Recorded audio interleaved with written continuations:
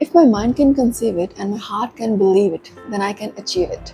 یہ الفاظ ہیں تاریخ کے عظیم ترین سپورٹس مین میں سے ایک محمد علی کے، جنہیں دنیا صرف لیجنڈری باکسر ہی نہیں بلکہ ایک نظریاتی انسان کے طور پر بھی یاد رکھتی ہے۔ انہوں نے ورلڈ ہیوی ویٹ چیمپئن کی وہ بیلٹ جو دنیا بھر کے باکسرز کا خواب ہوتی ہے، بغیر کسی ہچکچاہٹ کے اپنے اصولوں کے لیے چھوڑ دی۔ محمد علی بلیک امریکن کے لیے ایسی امید تھے جنہوں نے ان کے احساس کمتری کو خود اعتمادی میں بدلا۔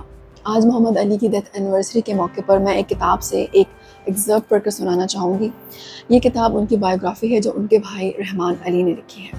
رحمان علی اپنے بھائی کے بارے میں کہتے ہیں کہ میرا بھائی ایک عام سا نیگرو نہیں بننا چاہتا تھا جو خود کو مسیحیوں کے رحم و کرم پر چھوڑ دے، جنہوں نے اکثر ثابت کیا تھا کہ وہ سیاہ فام لوگوں کو درجہ دوم شہری خیال کرتے تھے۔ اس نے یہ سب قبول کرنے سے انکار کر دیا تھا۔